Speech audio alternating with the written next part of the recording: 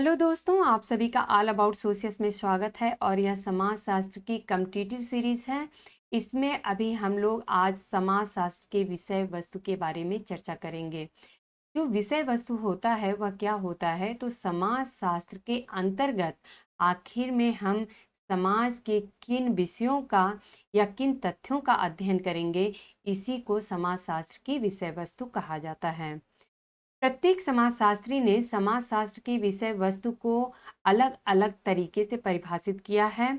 August Comte की यदि बात करें तो ऑगस्ट काम्टे ने समाजशास्त्र के विषय वस्तु को दो भागों में बांटा है। पहला है सामाजिक स्थैतिकी और दूसरा है सामाजिक गतिकी, अर्थात social statics and social dynamics.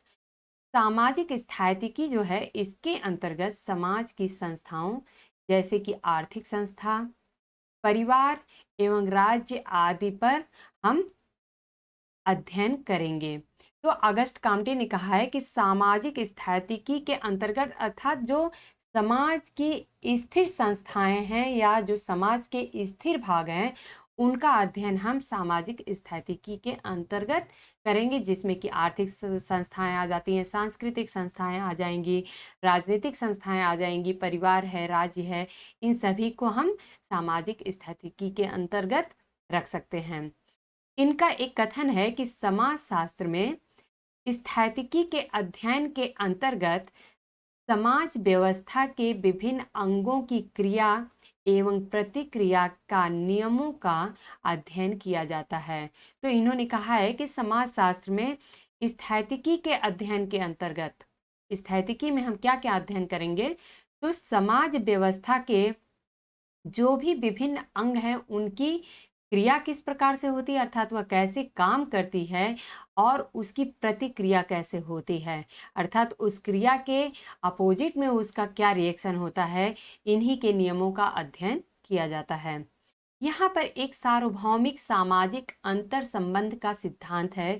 यह क्या है, तो काम्टे ऐसा कहते हैं कि समाज के जो सारे तत्व हैं, अगर इसको हम एक समाज मान लेते हैं, तो समाज में जो सारे तत्व हैं, जैसे कि मान लेते हैं कि इसके परिवार है, धर्म है, या फिर और भी जो भी हमारी सांस्कृतिक संस्थाएं हैं, या फिर आर्थिक संस्थाएं हैं, या फिर राजनीतिक संस्थाएं हैं, तो ये सारे के सारे जो होते हैं, यह एक दूसरे से संबंधित होते हैं। इनको हम अलग करके किसी एक को हम अलग से नहीं समझ सकते हैं, क्योंकि ये सभी का एक दूसरे से अंतर संबंध है, अर्थात एक दूसरे से ये संबंधित है, एक दूसरे से जुड़े हुए हैं। और इसी को काम्टे ने सार्वभौमिक सामाजिक अंतर संबंध का सिद्धांत कहा है। सामाजिक गतिकी जो है, सामाजिक गतिकी के अंतर्गत इन्होंने कहा है कि समाज का समय के साथ कैसे कैसे विकास और परिवर्तन होता है, इसका अध्ययन किया जाता है। अर्थात गतिकी का मतलब ही है कि परिवर्तनशील होना। तो समाज में किस प्रकार से परिवर्तन हो रहा है, या उस परिवर्तन के कारण किस प्रकार से विकास हो रहा है, इसका हम सामाजिक गतिकी के अंतर्गत अध्ययन करेंगे। तो ये ऑगस्ट काम्टे के द्वारा दी गई समाजशास्त्र की विषय वस्तु है। सोरोकिन ने 3 भागों में बांटा है इसके विषय वस्तु को। पहला, यह कहते हैं कि विभिन्न जो सामाजिक घटनाएं हैं, इनके पारस्परिक संबंधों और सहसंबंधों का अध्ययन हम इसकी एक विषय वस्तु मान सकते हैं। जो विभिन्न सामाजिक घटनाएं हैं, उनके बीच में क्या संबंध बन रहे हैं, जैसे कि धार्मिक है, राजनीतिक है, सामाजिक है, आर्थिक है, इन सभी के बीच में आपस में क्या संबंध बनते हैं, इसी को इन्होंने कहा है कि इसको भी एक हम समाजशास्त्र की विषय वस्तु मान सकते हैं। दूसरा, इन्होंने कहा है कि सामाजिक और असामाजिक तथ्यों एवं घटनाओं के बीच पारस्परिक संबंधों तथा सहसंबंधों का अध्ययन हम समाजशास्त्र की विषय वस्तु मान सकते हैं। यह कैसे है, सामाजिक जो हैं घटनाएं, ये तो सामाजिक घटनाएं जो हैं, ये तो समाज से जुड़ी हुई हैं। समाज से जुड़ी हुई जो घटनाएं वो सामाजिक घटनाएं हो गई। लेकिन असामाजिक क्या है, तो असामाजिक में जो हमारा भौगोलिक परिदृश्य है, अर्थात व्यक्ति किस भौगोलिक क्षेत्र में रह रहा है या किस पर्यावरण में रह रहा है, या वहाँ का जैसे जो भौतिकी से संबंधित पक्ष है कि जैसे कोई गर्म प्रदेश है तो वहाँ के रहने के तरीके अलग होते हैं, जो ठंडे प्रदेश होते हैं वहाँ पे लोगों के रहन-सहन अलग तरीके से होते हैं। तो उनके बीच में सामाजिक और असामाजिक के बीच में क्या संबंध या सहसंबंध पाया जाता है, इसका हम समाजशास्त्र को एक अलग से विषय वस्तु मान सकते हैं। तीसरा पॉइंट ये कहते हैं कि समाज की सभी सामाजिक घटनाओं की सामान्य विशेषताओं का अध्ययन करना। अर्थात यह हम नहीं कर सकते हैं कि किसी विशेष समाज की विशेष घटना का सिर्फ हम अध्ययन करें, बल्कि समाज के जो भी सभी सामाजिक घटनाएं हैं उनका सामान्य विशेषता क्या पाया जाता है, अर्थात सभी समाज में किसी सामाजिक घटना का सामान्य विशेषता क्या है, अर्थात वो सभी समाजों में जो पाई जाए ऐसी कॉमन विशेषताएं कौन सी होती हैं, इनको भी हम समाजशास्त्र की विषय वस्तु के रूप में मान सकते हैं। यहाँ पर सोरोकिन का एक कथन है, समाजशास्त्र सभी प्रकार की सामाजिक घटनाओं की सामान्य विशेषताओं, उनके पारस्परिक संबंधों और सहसंबंधों का विज्ञान रहा है। समाजशास्त्र सभी प्रकार की सामाजिक घटनाओं की सामान्य विशेषताओं, उनके पारस्परिक संबंधों और सहसंबंधों का विज्ञान रहा है, और या तो वैसा ही वह रहेगा या फिर समाजशास्त्र का अस्तित्व ही नहीं रहेगा। यह कथन सोरोकिन का है। यहाँ पर सोरोकिन की एक पुस्तक है कंटेम्प्ररी सोशियोलॉजिकल थ्योरीज, और इसमें इन्होंने लगभग 1000 समाजशास्त्री या जो विचारक थे उन्होंने समाजशास्त्र में अपने समाजशास्त्र से संबंधित कौन कौन से विचार दिए हैं, इस पुस्तक में उन्होंने इसका वर्णन किया है। तो यह पुस्तक इसलिए भी महत्वपूर्ण हो जाती है। अब यहाँ पर Howard Becker and Harry Elmer Barnes की बात कर लेते हैं। तो इनकी एक बहुत ही प्रसिद्ध पुस्तक है, जबकि हर जगह ये पूरा नाम नहीं देता है, बेकर एंड बार्न्स देगा, नहीं तो बार्न्स एवं बेकर के नाम से यह बार बार परीक्षाओं में पूछा जाता है। और इनकी बहुत ही प्रसिद्ध यह पुस्तक है social thought from law to science. इस पुस्तक में इन्होंने क्या किया है, जो लोर का अर्थ ही होता है मिथक, अर्थात जो मिथक होते हैं, मिथकों की जो अवधारणा है कि जो हमारे पहले के समाजों में मिथकों की अवधारणा बहुत ज़्यादा देखने को मिलती थी, और किस प्रकार पहले का जो समाज था, आदिम समाज से अगर देखें तो लोग मिथकों पर ज़्यादा विश्वास करते थे। कोई भी घटना होती थी उसको मिथकों से जोड़ के देखा जाता था। तो जो बांस और बेकर हैं, इन्होंने इस बुक में यही समझाने की कोशिश की है कि किस प्रकार से लोग मिथकों से साइंस की तरफ, अर्थात आज के समाज की तरफ धीरे धीरे करके, और लोग या व्यक्ति समाज के वैज्ञानिकता को अपनाते गए, और मिथकों की जो प्रभाव था वह कहीं ना कहीं कम होता हुआ दिखाई दिया। तो किस प्रकार से जो यह समाज का जो विचार है, सोशल थॉट है, यह किस प्रकार से मिथकों से साइंस तक का सफर अपना तय करता है, इसी पुस्तक में इन्होंने इसको विस्तृत व्याख्या की है। हर्बर्ट स्पेंसर की बात करें तो हर्बर्ट स्पेंसर जो हैं वह काम्टे के तुलना में काफ़ी ज़्यादा स्पष्ट थे समाजशास्त्र की विषय वस्तु को चुनने में। समाजशास्त्र की विषय वस्तु के अंतर्गत इन्होंने परिवार, राजनीति, धर्म, सामाजिक नियंत्रण, सोशल कंट्रोल की बात हर्बर्ट स्पेंसर ने की है। समितियों, समुदायों, श्रम विभाजन, सामाजिक विभेदीकरण की किस प्रकार से समाज में विभेद पाया जाता है, या समाज में किस प्रकार से स्तरीकरण देखने को मिलता है, ज्ञान का समाजशास्त्र, कला और सौंदर्य शास्त्र, इन सभी को हर्बर्ट स्पेंसर ने समाजशास्त्र की विषय वस्तु के रूप में माना है। दुर्खिम की यदि बात करें तो दुर्खिम ने समाजशास्त्र का संबंध सामाजिक संस्थाओं एवं सामाजिक प्रक्रियाओं के अध्ययन से है, ऐसा इन्होंने कहा है। दुर्खिम की एक पत्रिका है समाजशास्त्री पत्रिका एनी सोशियोलॉजिक, यह एग्जाम में भी पूछी गई है कि ये एनी सोशियोलॉजिक जो पत्रिका है वह किस समाजशास्त्री से संबंधित है। तो यह पत्रिका दुर्खिम से संबंधित है और यह पत्रिका 7 खंडों में थी। इसके प्रत्येक खंड का मैंने यहाँ पर नाम लिख दिया है, आप लोग इसको देखिए। पहला है सामान्य समाजशास्त्र, जो इनका पहला खंड है इस पत्रिका का, वह है सामान्य समाजशास्त्र। दूसरा खंड है धर्म का समाजशास्त्र। तीसरा कानून तथा नैतिकता का समाजशास्त्र। चौथा है अपराध का समाजशास्त्र। पांचवा है आर्थिक समाजशास्त्र। छठा है जन्नांकी की और सातवां है सौंदर्य का समाजशास्त्र।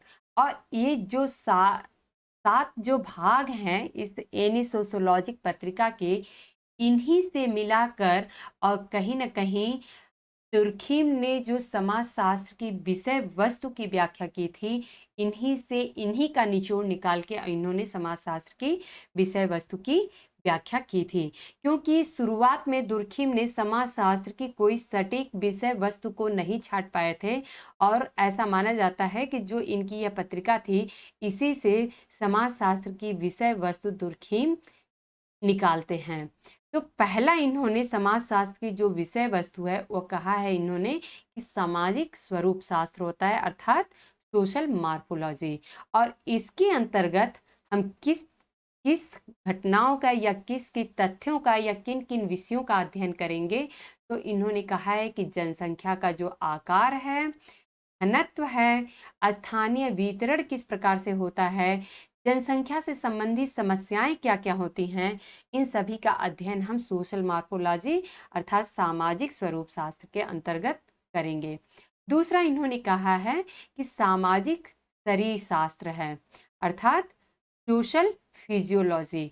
सामाजिक शरीर शास्त्र का अर्थ यह है कि किस प्रकार से समाज एक पूरे शरीर के रूप में कार्य करता है और इसमें इस समाज के जो विभिन्न अंग हैं उनका अध्ययन किया जाएगा, जैसे कि धर्म हुआ, भाषा है, परिवार है, कानून है। इन सभी का अध्ययन हम सामाजिक शरीर शास्त्र के अंतर्गत करेंगे।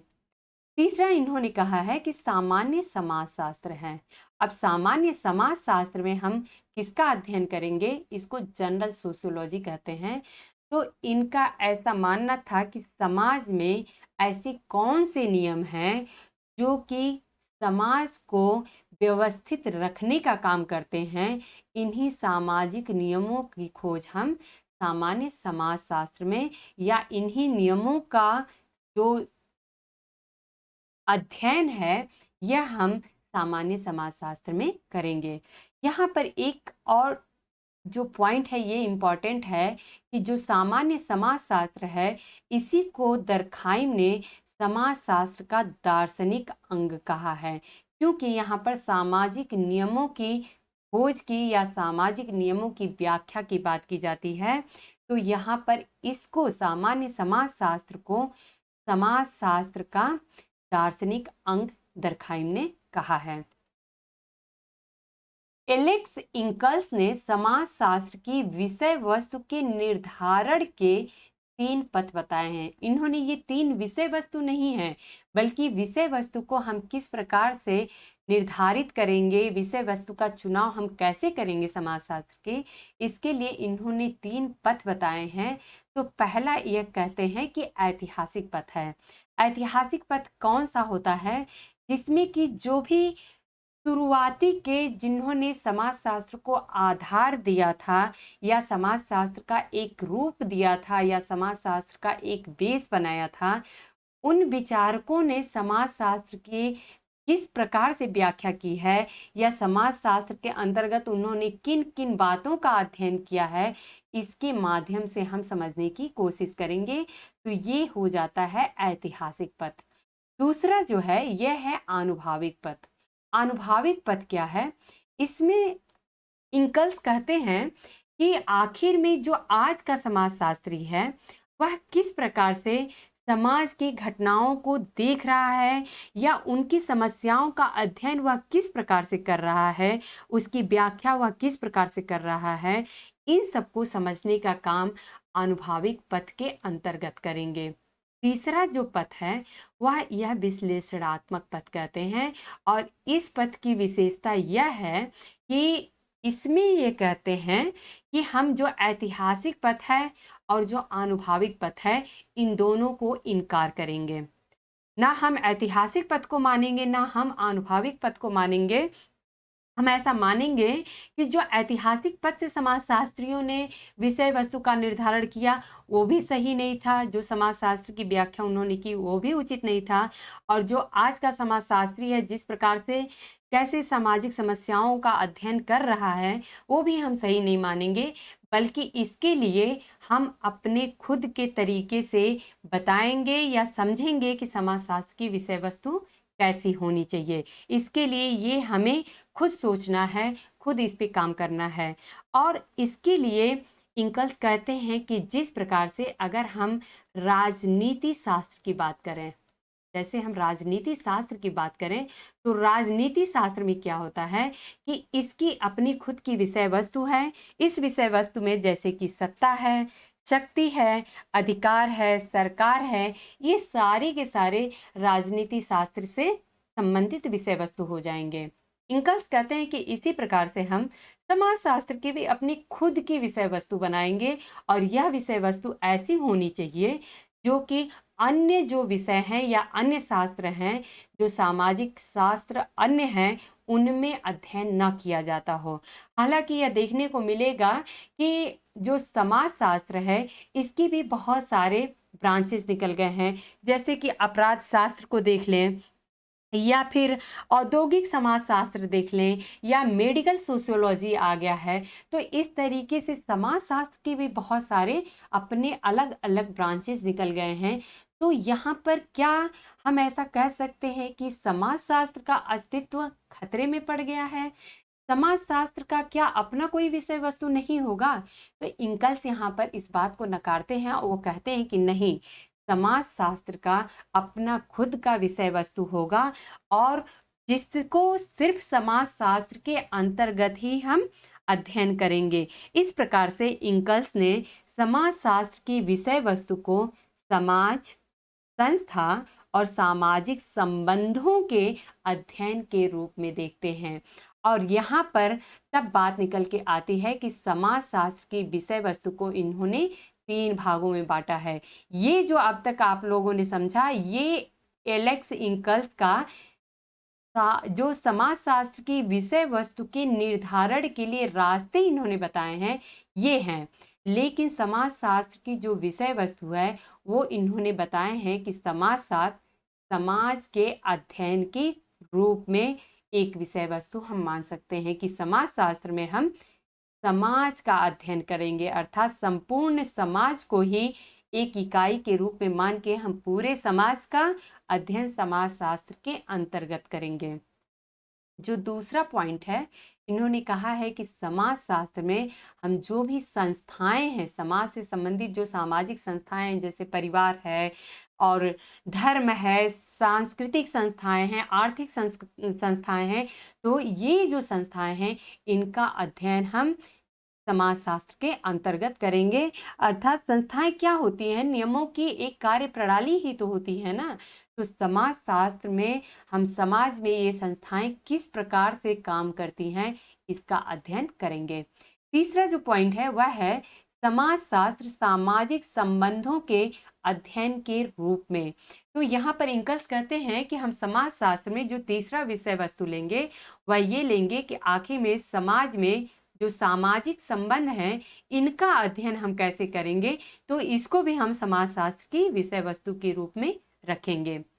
मैक्स वेबर कहते हैं कि समाजशास्त्र की विषय वस्तु सामाजिक क्रिया और सामाजिक संबंध हैं। तो यह हम सभी को पता है कि मैक्स वेबर का जो मुख्य फोकस था, इन्होंने सामाजिक क्रिया की व्याख्या ज़्यादा की है। तो इन्होंने विषय वस्तु में सामाजिक क्रिया को तो रखा ही रखा है, इन्होंने सामाजिक संबंधों को भी उतनी ही ज़्यादा महत्व दी है। किंग्सले डेविस कहते हैं कि समाजशास्त्र की विषय वस्तु जो है वह सामाजिक संरचना होगी, अर्थात समाज की किस प्रकार से संरचना है या किस प्रकार से समाज अस्तित्व में बना हुआ है, यह हम समाजशास्त्र की विषय वस्तु के रूप में रखेंगे। दूसरा जो है, सामाजिक कार्य किस प्रकार से समाज में करते हैं, इसको भी हम समाजशास्त्र की विषय वस्तु के रूप में रख सकते हैं। तीसरा, इन्होंने सामाजिक अंतःक्रिया कहा है कि आखिर में समाज में किस प्रकार से लोग एक दूसरे से अंतःक्रिया करते हैं। और अंतःक्रिया क्या होती है? अंतःक्रिया होती है जब दो लोग एक दूसरे से इंटरेक्ट होते हैं या अंतःक्रिया करते हैं, तो यह सिर्फ एक दूसरे से बातचीत करना ही काफ़ी नहीं होता है, बल्कि जो बात करते हैं लोग, वो दोनों एक दूसरे के ऊपर प्रभाव भी छोड़ते हैं। तो इसी को अंतःक्रिया कहते हैं। जब एक दूसरे को प्रभावित भी करते हैं और खुद भी प्रभावित होते हैं, तो यह सामाजिक अंतःक्रिया कहलाती है। तो किंग्सली डेविस ने कहा है कि हम सामाजिक अंतःक्रिया का भी समाजशास्त्र के अंतर्गत अध्ययन करेंगे। चौथा, इन्होंने कहा है कि व्यक्ति और उसका समाज, आखिर में व्यक्ति का अस्तित्व कैसे समाज में है और समाज जो है वह व्यक्ति का व्यक्तित्व किस प्रकार से बनाता है, इसका भी अध्ययन हम समाजशास्त्र के विषय वस्तु के रूप में करेंगे। पांचवा जो है, इन्होंने सामाजिक परिवर्तन को कहा है और किंग्सले डेविस कहते हैं कि समाजशास्त्र की यह भी एक विषय वस्तु होगी कि आखिर में समाज में किस प्रकार से परिवर्तन होता है, ऐसे कौन से कारक होते हैं जो समाज में परिवर्तन लाने के लिए जिम्मेदार होते हैं, या फिर ऐसे कौन से कारक होते हैं जो समाज में परिवर्तन लाने के लिए बाधक होते हैं। तो इन सारे कारकों का भी अध्ययन हम समाजशास्त्र के विषय वस्तु के रूप में ले सकते हैं। मैकाइवर एवं पेज ने समाजशास्त्र की विषय वस्तु को सामाजिक संबंध ही माना है, यह हम सभी को पता है, क्योंकि जहां पर मैकाइवर एवं पेज है वहां सामाजिक संबंध इनकी की टर्म्स आ जाता है। इन्होंने कहा है कि समाज जो है वो सामाजिक संबंधों का जाल है। मैक्स वेबर ने यहाँ पर एक कथन कहा है कि सामाजिक संबंध शब्द का प्रयोग अनेक कर्ताओं के ऐसे व्यवहार को स्पष्ट करने के लिए किया जाता है जो अर्थपूर्ण हैं तथा एक दूसरे की क्रियाओं से प्रभावित होते हों। अर्थात जो सामाजिक संबंध होता है, यह अर्थ ही इस शब्द का ऐसा निकलता है कि जब बहुत सारे कर्ता ऐसे व्यवहार को स्पष्ट करने के लिए किया जाता है कि जो कि मीनिंगफुल हो। जब हम कोई भी अगर किसी से इंटरेक्शन कर रहे हैं या एक दूसरे से बातचीत कर रहे हैं या कोई क्रिया कर रहे हैं, तो वह अर्थपूर्ण क्रिया होनी चाहिए और उन क्रियाओं से एक दूसरे को प्रभावित भी होना चाहिए। इसी को इन्होंने सामाजिक संबंध कहा है कि सामाजिक संबंध इसको हम कह सकते हैं। थियोडोरसन एवं थियोडोरसन का एक कथन है कि सामाजिक संबंध जो है दो या दो से अधिक व्यक्तियों के बीच पाई जाने वाली प्रतिमानित सामाजिक अंतःक्रिया है। तो इन्होंने क्या कहा है, प्रतिमानिक का अर्थ होता है पैटर्न, अर्थात इसको हम एक पैटर्न में पाते हैं कि जो दो या दो से अधिक व्यक्ति जब एक दूसरे से अंतःक्रिया करते हैं तो उनमें एक खास तरीके का पैटर्न पाया जाता है और इसी को इन्होंने सामाजिक संबंध कहा है। अब यहाँ पर सामाजिक संबंधों की विशेषताओं की बात कर लेते हैं कि आखिर में सामाजिक संबंधों की विशेषताएं कैसी होती हैं। तो यह अमूर्त होता है, जैसे कि एक पुत्र का अपने पिता के साथ या एक माता का अपने पुत्र के साथ जो संबंध होता है तो वो दिखाई नहीं देता है, यह एक मानसिक अंतःक्रिया है। तो इसको हम सिर्फ एक मन स्थिति से समझ सकते हैं, ना कि वो हमें रिश्ते जो होते हैं वो दिखाई नहीं देते हैं। तो यह अमूर्त होता है। इनका जो स्वरूप है वह अनिश्चित होता है, अर्थात यह हम नहीं कह सकते हैं कि सिर्फ हमें संबंध जो है वह एक ही रूप में दिखाई देगा, इसका रूप भी परिवर्तित होता रहता है। यह अस्थाई और अस्थाई प्रकृति का होता है। कैसे होता है? जैसे कि जो परिवार में संबंध होते हैं वह तो अस्थाई प्रकृति के होते हैं, लेकिन जैसे अगर कोई पेशेंट है या मरीज है, वह जब डॉक्टर से मिलने जाता है तो उस समय का जो संबंध होता है वह सिर्फ अस्थाई होता है, या एक दुकानदार से जो ग्राहक का संबंध होता है वह अस्थाई होता है। तो इस प्रकार से सामाजिक संबंधों की जो प्रवृत्ति है या विशेषताएं हैं, यह अस्थाई और अस्थाई प्रकृति की भी होती हैं। यह सहयोगी और असहयोगी भी होती हैं। ऐसे भी संबंध पाए जा सकते हैं जिनमें सहयोग पाया जाता है, जैसे मित्रता और सद्भाव की भावना पाई जाती है। लेकिन वहीं पे कुछ ऐसे भी संबंध पाए जाते हैं जिसमें कि विरोधी प्रवृत्ति पाई जाएगी, या फिर संघर्ष का या दुश्मनी का, ऐसा बोल सकते हैं कि ऐसी भी प्रवृत्ति पाई जा सकती है, तो जिसमें कि सहयोग की भावना हमें नहीं देखने को मिलेगी, और इसे ही असहयोगी प्रवृत्ति बोलेंगे।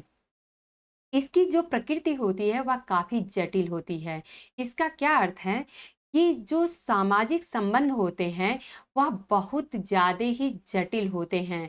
जैसे कि जो संबंध है, मान लेते हैं कोई एक व्यक्ति है समाज में, उनका विभिन्न व्यक्तियों से अलग-अलग तरीके का संबंध होता है। जैसे कि अगर कोई एक डॉक्टर है, तो वो जो मरीज़ है उसके साथ तो डॉक्टर मरीज़ का संबंध है, लेकिन वह जब अपने घर पे जाएगा तो वह किसी का पति होगा, किसी का पुत्र होगा, किसी के लिए भाई होगा, या फिर अपने दोस्तों के बीच में किसी के लिए दोस्त होगा। तो इस प्रकार से जो संबंधों की जो प्रकृति है वह बहुत ज़्यादा जटिल होती है। एक दूसरे से लोग इसी प्रकार से संबंधित होते हैं समाज में, और इसी प्रकार से जो समाज है उसकी संरचना हमें देखने को मिलती है। संबंध जो होते हैं वह अर्थपूर्ण होते हैं, अर्थात जो भी संबंध बनाए जाते हैं या बने होते हैं, इनके पीछे कुछ उद्देश्य होता है कि आखिर में यह संबंध क्यों बनाए गए हैं। जैसे एक पिता और पुत्र का संबंध है, तो उसके पीछे कुछ उद्देश्य होता है। पिता का भी कुछ कर्तव्य होता है अपने पुत्र के प्रति, और पुत्र का भी कुछ जो कर्तव्य है वह अपने पिता के प्रति होता है, यह सुनिश्चित होता है। तो ये जो संबंध पाए जाते हैं यह अर्थपूर्ण संबंध होते हैं। अब यहाँ पर सामाजिक संबंधों के निर्माण की आवश्यक दशाएं कौन-कौन सी हैं? आखिर में सामाजिक संबंध बनते कैसे हैं? इनके लिए क्या-क्या आवश्यक दशाएं हैं? तो पहला है कि 2 या 2 से अधिक व्यक्तियों का समूह होता है, क्योंकि सामाजिक संबंध तभी बन पाएगा जब 2 या 2 से अधिक व्यक्तियों का समूह होगा। इसमें संपर्क एवं संचार पाया जाता है। जब 2 लोग मिलते हैं, चाहे वह अप्रत्यक्ष तरीके से मिलें, चाहे प्रत्यक्ष तरीके से मिलें, तभी जाके सामाजिक संबंध बनते हैं। अब जैसे कि 2 व्यक्ति आमने-सामने ही बात कर सकते हैं, या फिर कोई व्यक्ति ऐसा हो सकता है कि टेलीफ़ोन पे भी बात कर सकता है। तो इसको हम सामाजिक संबंधों की आवश्यक दशा मान सकते हैं। तीसरा जो है, इसमें पारस्परिक जागरूकता भी पाई जाती है, अर्थात सामाजिक संबंध सिर्फ ऐसे ही नहीं बन जाते हैं, बल्कि जब 2 लोगों के बीच में, 2 व्यक्तियों के बीच में अगर कोई संबंध बन रहा है, तो इनके बीच में जागरूकता भी होती है कि आखिर में हम जब बातचीत कर रहे हैं या कोई रिश्ता हमारे बीच में बन रहा है, तो उसके पीछे कारण क्या है। चौथा जो पॉइंट है वह यह है कि इसमें सामाजिक अंतःक्रिया पाई जाती है, और सामाजिक अंतःक्रिया की जो मुख्य विशेषता है वह यही होती है कि जब 2 व्यक्ति आपस में मिलते हैं, बातचीत करते हैं, तो सिर्फ मिलना और बातचीत करना ही काफ़ी नहीं होता है, बल्कि दोनों व्यक्ति या दोनों पक्ष एक दूसरे से प्रभावित भी होते हैं और एक दूसरे को प्रभावित भी करते हैं। तो इसी को सामाजिक अंतःक्रिया कहते हैं। समाजशास्त्र के अध्ययन क्षेत्र एवं विषय सामग्री की सीमाएं कौन-कौन सी होती हैं? आखिर में हम कहाँ तक हम समाजशास्त्र को सूटेबल मान सकते हैं कि हम सिर्फ समाजशास्त्र के अंतर्गत इन्हीं को अध्ययन कर सकते हैं, या किस प्रकार से अध्ययन कर सकते हैं? समाजशास्त्र का क्या क्षेत्र होगा? किन विषयों का हम अध्ययन करेंगे? तो इनकी क्या सीमाएं हैं, इसके बारे में समझते हैं। पहला पॉइंट है कि समाजशास्त्र जो है वह मानव समाज का अध्ययन करता है, अर्थात ऐसा नहीं है कि समाजशास्त्र किसी भी समाज का या पशु समाज का या किसी भी ऐसे हम किसी भी चीज़ का अध्ययन कर लेंगे, ऐसा नहीं है।